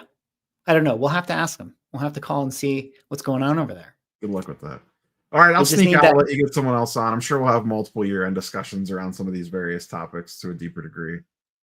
Absolutely. Well, Rob, always good to have you, man. Thanks for hopping on. Be sure to check out his interview with Nat Turner and check out his channel, and we'll catch you on the next one. Good calls, good talks. All right, I got Sam and I got Austin. Sam, how are you doing, sir? You ready to go? All right. Next up, we got Sam. That's a hard act to follow, man. That's a real hard act to follow. I mean, we can. You always got some good stuff cooking. You were on the show last time. That was a good it was conversation we had. Yeah, I was on with Larry and you, and that was a lot of fun. I was actually going to hop on here and talk about the DC $1.25 stuff, and Larry freaking got there first. So go figure. Well, tell me more about it. I mean, what's your own thoughts on it? Well, I mean, My take on this, I think it's going to be a good move overall for bringing in new people into comics. Point blank, the best thing that could happen for any industry, whether it's comics, collectibles, or new restaurants or anything, is to bring new clients into your business. And so I think that this is a really great step. Obviously, I've been working on a much smaller scale. We've got stuff in like marijuana dispensaries and tattoo parlors, comic shops that we ship to directly. And last week was our first release through Diamond Distribution under the AP logo. But that was a really great thing to see as we head towards the end of the year, and really looking forward to seeing what that's going to mean in 2025 as more people are saying, hey, yeah, we're going to run down and grab something we forgot at the store on the way home, and oh, look, we'll get a comic for the kid, and just see how this starts to build up. Now, it's not going to be something that's going to be quick. Right. You don't develop lifetime reading habits overnight. You've really got to hook people pretty hard. And one of the things that DC did is they picked some relatively strong titles. I think Larry was mentioning earlier that they're reprints, which is fine. The big thing for DC, of course, being they're not having to lay out a lot of investment beyond printing. We'll see how that turns out. I'm going to be really interested to see what it looks like at the end of 2025. See if we're not in other places as well, which I would expect to be in like grocery stores, which is something that I aim to do. But a lot of my titles suffer the fact that they're for older teens and adults, so not really the best thing to be placing. Well, let's get it just to it. You're probably not going to take and place Tibby or time traveling psychedelic mushrooms. Well, let's be honest. The 13-year-old definitely wants it. It's just, will their mom let them have it? The good news is, though, the AP covers on there are also done by Damian Torres. We're getting a lot of reorders in because I've had some of the retailers I talked to. We ship to 30 different locations directly, and a lot of them are like, "Yeah, we sold out of the Anarch press release. We got to order more." I'm like, "Way to go, guys! Way to go!" So it's an antidote, obviously, with only like 30 samples and a few little things popping up here and there on Instagram. But it's good to see people getting excited. But the other thing too. Just take a moment, wish you a happy holiday, man. I hope that you and yours have a wonderful holiday season. Make sure that you cozy up next to the fire with your Emmy on one side and your Iron Man on the other. Get cozy and comfortable and just have some hot chocolate and watch Endgame again. That sounds like a plan right there, right? That's what I want. I want people to know that, after the stream and when the cameras are off, I just get into that chair with the Emmy and my Dark Hawk books, and I would carry that everywhere. I'm not gonna lie, I would. I go to the grocery store, it'd be sitting in my arm. I'm just walking everywhere with it. The sad thing is, it's like I feel like it hasn't done anything for me. It's like you would think it's like, hey, can I get upgraded to first class seats on this airplane? It's like, apparently, that they don't care. They don't care, which is unfortunate. It's like, what's the point of winning this if I'm not going to get, treated better than everyone else? Yeah, but no, it's a fun little thing to have in the Mac. But yeah, thank you for the happy holidays, and hey, shout out to everyone in the chat. Happy holidays to them. Yeah, guys. Now I do want to give you a little inside scoop. Okay, in February we're doing a thing on Kickstarter. Not going to talk a lot about that right now because we are doing our very first ever licensed release. We are signing contracts this week. We've got some of the first parts of the art stuff done already, and I'm actually working on some script revisions tonight. But in February we'll be launching the first full color comic this particular IP has ever had, and as a little one-man indie show, that's kind of a big deal for me. So what I would like to show you, don't worry, this is family safe, I promise. This is, I'll tell you what, we'll show you two things. We'll show you first the title card art for the campaign, because we're also going to have this as an art print available. Now, this is a fantasy setting, I guess is a good way to put it. We're going to be announcing the actual title line and stuff right before Christmas. But art by Damian Torres with colors by Nick Capone. It's the same theme we have on the book itself. And we have been shopping around on different printers to do something we've never done before, that being a metal cover. And so we got a mock-up from those folks, and we'll give you a little peek. This is what's one funny, of them. like the proofs of the metal covers, I feel like is so important because there's good metals and then there's really like not good metals. Exactly. We've got multiple copies of each metal version that we ordered coming in. They are supposed to ship by the 15th, so we should be getting them right around Christmas time. But check this out. All right, let's take a look here. Ooh, we got to enhance that a little bit. But looking good, looking ominous. Trying to guess this IP. Like I feel like I know my IPs pretty well. Covers by Damian Torres, his line art and colors cool. and everything. Love it. But yeah, we'll announce what this little baby is right before Christmas. And actually, we're doing a bunch of pre-recorded videos for folks who have had me on before so that we can coordinate like a simultaneous release so that everyone kind of gets the edge. And I didn't have your email address. So the other ulterior motive here was to, hey, reach out to me on Twitter and we'll schedule something so that you can find out what's going on, get some details behind the scenes. And if you want, we can do some steps along the way about, what it's like to license something for the first time. Cause it's been eye-opening, I've been a paralegal for 17 years, but this is my first time ever looking into intellectual property licensing, and it's a very different animal. So that is actually some really interesting stuff, and I'm excited for you. I'm excited to hear about this, and I think that's cool. And yeah, happy to do what I can to get the word out when it's. But I thought you'd get a kick out of that. The art on this is turning out just freaking amazing. The guys are knocking it out of the park on a daily basis.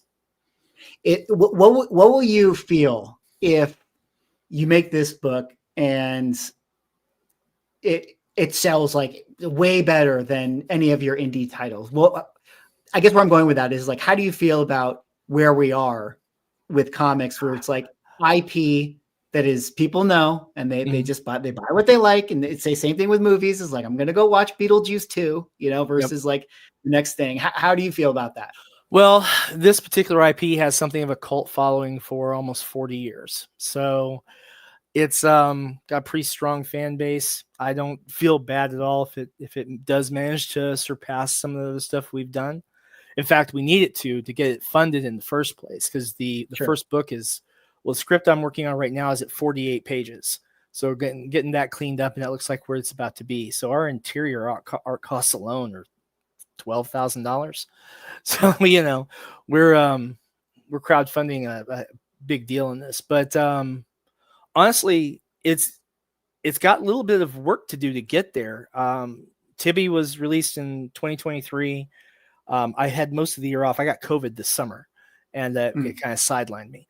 But Tibby, we've sold a little over 3,000 copies from the press run we did for the crowdfunding campaign, between the crowdfunding campaign and New York Comic Con 2023, and then some other stuff. And then the Anarch Press orders under the covers we did for them was at 1,500 on the initial order, and no telling where the reorders are going to be. So yeah, man, I mean, if it can hit, 5,000, people order, buying that would be great. I'd love really to see it more in the 20, 25 and up, just because this is something we really want to succeed. Both as the guy who's doing the scripting and making this happen, coordinating everything, and as someone who's been a fan of this IP since 1991, when I first became aware of it. So it's definitely a journey of love and a great amount of work. Great amount of work. So yeah, love to share with people what that's like. For sure. Well, you definitely got some interesting guesses in the chat, which I'm curious if anyone's getting warm, but we'll let the people know. I mean, we'll revisit it when it's time, but let the people know where they can, follow you and stay in touch with what you got going on. Sure thing, guys. Easiest thing is just to follow us on either on Twitter /X or on Facebook on the Sonoma Publishing page. If you are not familiar with our work, if you like digital comics or digital role-playing game books or what have you, all our stuff is on Drive Through Comics and Drive Through RPG. We also have a store page on Fund My Comic that's been up and not getting a lot of traffic, but we just packaged up 3 orders for it today, so 3 out of the 5 we've had. So that's always a win. But yeah, you can follow us there, or you can also just follow us straight on Kickstarter, WS Quentin. That's me. You'll find it if you look for the Pretty Lady in Bubble Bath, Tibby Time Traveling Psychedelic Mushrooms. But we're mostly well known for 47 Furious Tales, of course, but Tibby seems to stick in people's brain because how often do you see a pretty redhead wearing nothing but bubble bath running from a dinosaur? Hey man, those things sell well. You just describe it to me, I can picture it. I'm like, we know what comic book collectors like. At least you guys know what they like. You should get the foil from your LCS. It's gorgeous.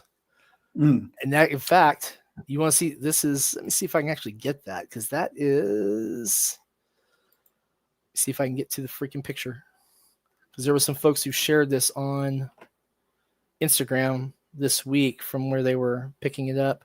And I'll tell you, it was interesting to see how people were reacting to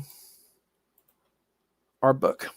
Let's take a look here. Ooh, very cool. So that's the metal foil on the right. Yeah, is that the cover?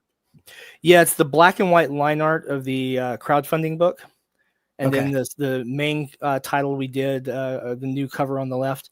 I never reprint covers for any of our books. So like whenever we do like a crowdfunding campaign, if we print 500 or 1,500 or 3,000, that's it for that cover. After that, we'll do a new cover. So that's how you end up seeing like a couple of different covers for different 47 Furious Tales books, Reign of Ages, stuff like that. Right. Well, very cool, Sam. I mean, I'm excited to hear about that, and we'll definitely have to dive into IP stuff. But before you head out, got anything else for us? And guys, Merry Christmas, everyone. Happy Hanukkah. I hope you guys all have a wonderful New Year. Remember, in a world where you can be anything you want, please choose to be kind. Very well said. Well, Sam, good to see you, man. Good to see you, man. Catch you on the next one. See ya. All right, great call. It's been a great night. We got one more in the backstage there. Got Austin B. He's looking good to go. Just want to say thanks again, guys, for hanging out tonight. Yeah, it's always fun. Collector Call-In Show. But without further ado, let's bring in Austin. Hey. What is going on? It's good to see you, man. All right. Great to see you, Swag. Thank you for being my comic friend. That's what I would like to say.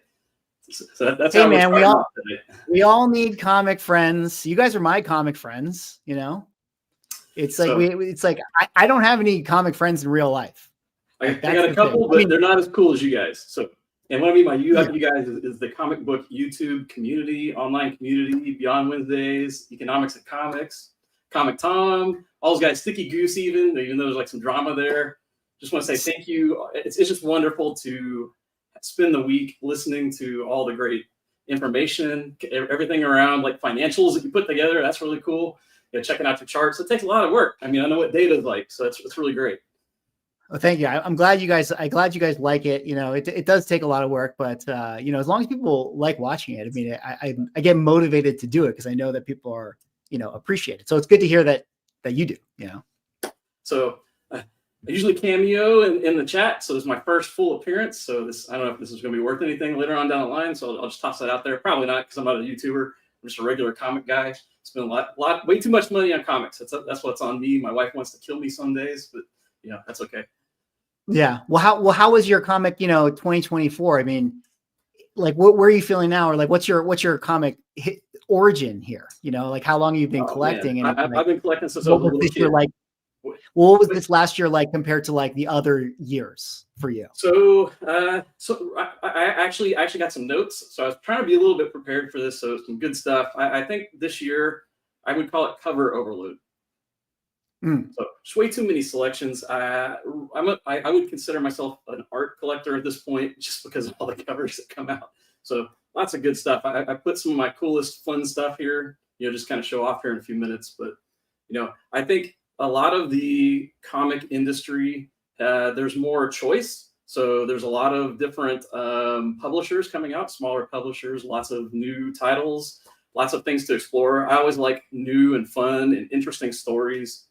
Things are related to science fiction, horror. We're seeing a lot of that good stuff come out this year. So yeah. When you say like there's too many like covers, or are you saying like just how many titles are coming out every week? Or are you actually talking about like not variant cover, like for the same issue? Like Absolute Batman has like 15,000 covers. It's variant overload. So they're going with runs, and they're saying, okay, if you like this cover, then get cover B, and then every cover B is going to be kind of in a sequence. But cover B is cool, so is cover C, and so is cover D, and so then you're collecting 3 or 4 different things. So as a collector, it really, really hits my Pokemon urge to collect everything. So it's really kind of difficult. So I would say that with limited budget and what we're trying to go for, and the art has just gone up through the roof this year. Such great cover artists, just amazing stuff. Yeah, no, I definitely think the covers themselves have been really great. I've always been someone who's like I'll buy a variant when I really like it. If it's like, oh, hey, I really like this style. But typically, if I just want to get the series, like I'm more of a cover A person. Because like in my mind, you know what it is? I always think like variant covers are kind of like, that's like me going to a restaurant and like the chef has their recipe and I'm sort of like, yeah, but I don't want the pickles on it, and then it's like I'm ordering the one that has like this other sauce, and it's kind of like, but wasn't it intended, this way by the artist to be cover A? I realize that's kind of a ridiculous comparison because I don't actually even think a lot of the artists who are doing books are even doing cover A's anymore, like they used to. I think like the interior art is always a different person, but I don't know. Like I've never been like super gung ho on variants, but I do feel like this year and maybe even last year too, like people like the variants, like 1 in 20, 1 in 25, and then 1 in 100, like that, like ratios, that style is kind of like played out a little bit. I think people are sort of used to it and they're kind of getting tired of it. And then that's kind of why I thought like the Whatnot packs were kind of interesting, because it's essentially it's that, but it's just like a gambling way to do it. Like, I don't know. What do you think about that like model? Do you think it's just dated, or do you think that's just not my style? I mean, I could see where it could catch on. It does have its audience. At the start of Whatnot, you could see the hype around getting people interested in a title or a book, and the scarcity is interesting. So I like books that are scarce, but not the randomness. The randomness kind of throws me off. I like pulling the chase card out of a pack. That's not, doesn't get me going. But I do like finding things that have lower print runs and have maybe an audience that can grow over time that then creates some value to the book. Yeah, I'm kind of with you on that. People like the gambling thing though. They do. It's crazy. It's all over TV. I think we're sports gambling. Yeah, I think we're going to see so many like more Whatnot packs next year. Probably so. And so my challenge is balancing the moderns with the old stuff, and I'm all over the place, so I don't really focus too well. But just wanted to kind of share a couple of interesting things from this year. First off, a great read is Sacrificers. And check this out. This is a Sacrificers what is this? artist edition. They reprinted issue 1 and 2 in this. So it was kind of limited. So it's an artist proof. Nice. But this is an awesome read by Rick Remender. So great stories still coming out this year. There definitely are. Check this out. Damn. Killing Joke Gallery Edition. This thing is gigantic. So I just wanted to show the biggest book I had in my collection. So that's massive. So awesome art. I mean, like when you can get these kind of things, that's like a dream, especially if you're an art lover. Like that kind of stuff is just amazing. Yeah. I noticed that you're kind of a artist edition fan so far. I like some of that stuff. I like cool stuff. Like this was cool. I mean, they reprinted Detective Golden Age and even gave us like a foil cover. They've not foil too, but I mean, like the actual card paper. That's fantastic. Some great stuff by DC. I'm a rest in peace Ed Piskor. I'm a big Jim Rudd, fan and Ed fan. So just having cartoonist kayfabe disappear this year, that was a heart wrencher for me personally, because that was just something that I look forward to all the time. Wow, I forgot that even happened this year. Like, and yeah, that's crazy. Rest in peace to him.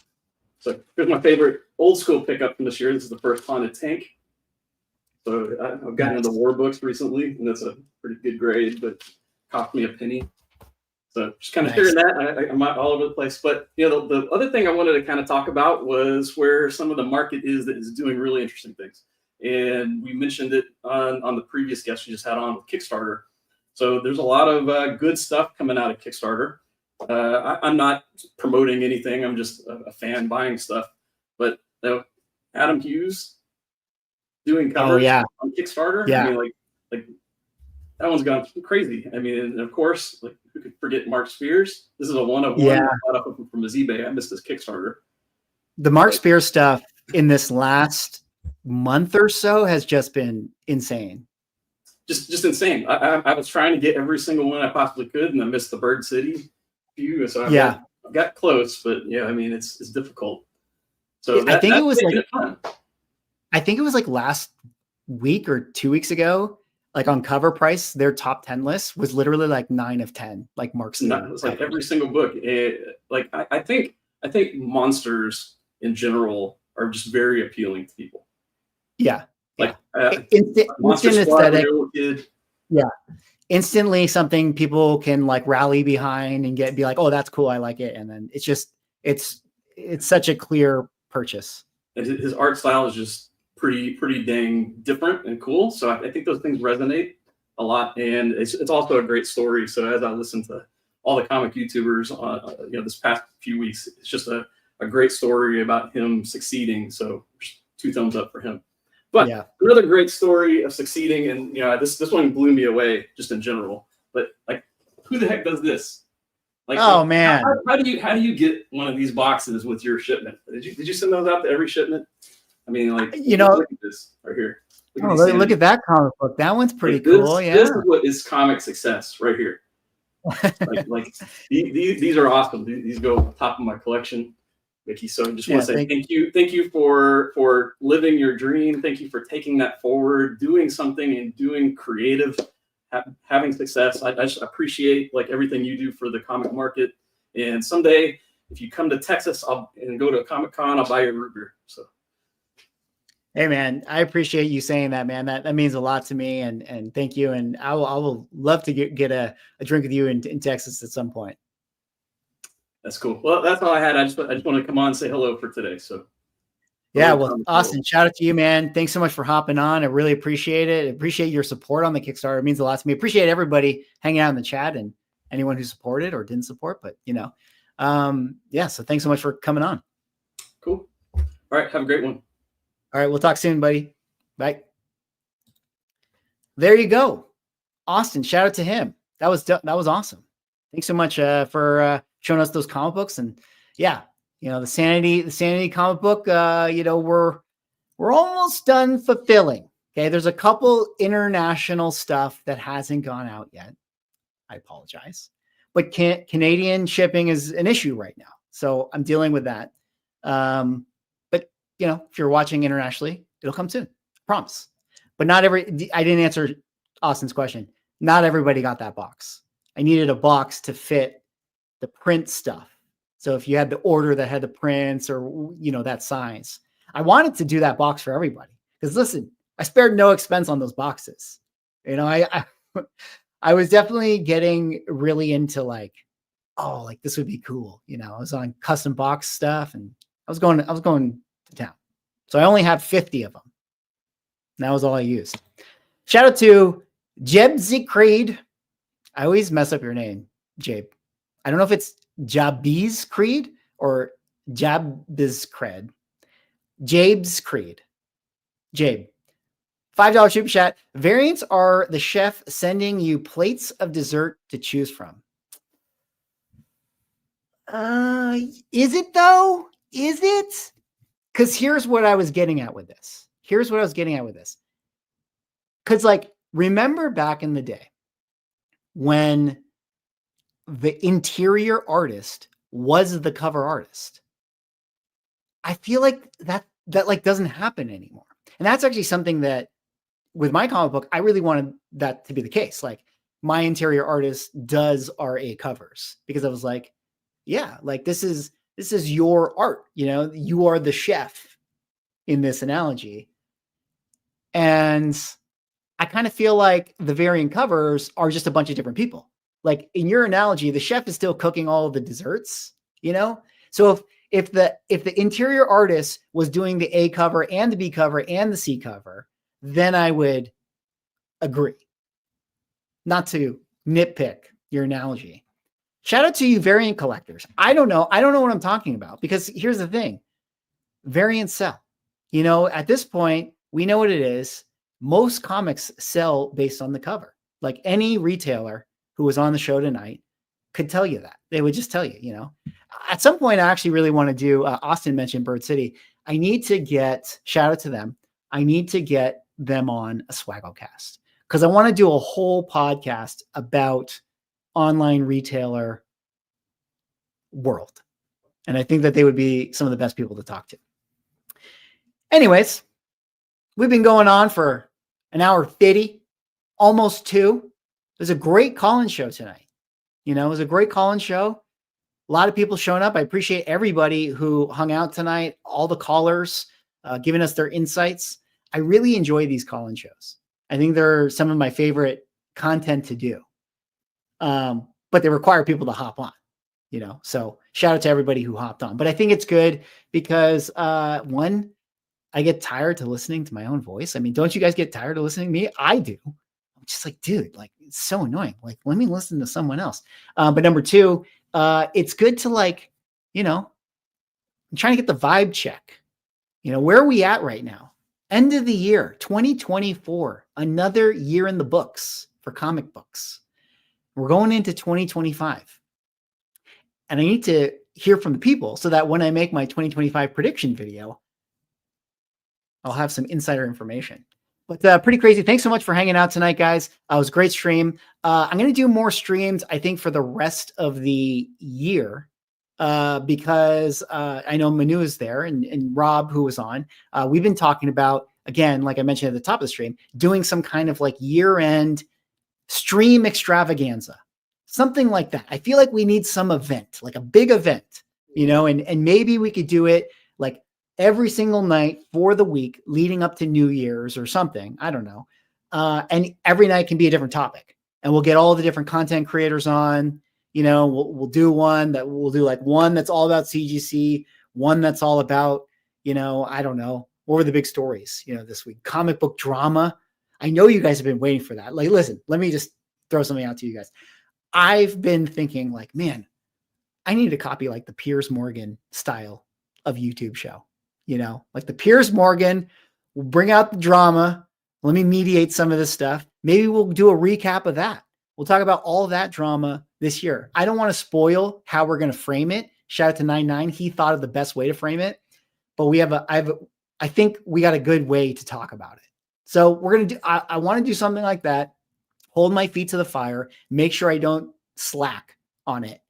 You know, make sure I actually do it as opposed to just play Marvel Rivals, which I'm probably going to do once I end the stream. But later on, we're going to do that. Probably, you know, something like that at the end of the year. We'll do 5 streams in a row, different topics each one. Maybe we can go like an hour, get other content creators on. I don't know. Something like that. I don't know. Comic Journey, shout out to him. He was talking about how we need to do that show talking about comic book stores and retailers. Like maybe we do something like that. You know, maybe we do have that type of thing, you know, host a show 9/9, something like that. Anyways, let me get to Jabe's other super chat here. $2. Thank you so much. Shout out to Santiago Espina. Yes. Shout out to Santiago, my artist on Sanity. He's freaking amazing. And I owe him some pages, which I'm going to work on tomorrow. And I apologize if he saw on Instagram that I was going live when he's waiting for me. So I am sorry, sir. I will get back to you. I promise. Anyways, that's all I got for this one, guys. Thanks so much for hanging out tonight. Great stream. Thanks again to the callers. Hope you're all having a wonderful Sunday evening. And we'll catch you on the next call-in show. And I don't know, more videos and stuff to come, more streams to come. Anyways, thanks so much for watching, guys. See y'all on the next stream.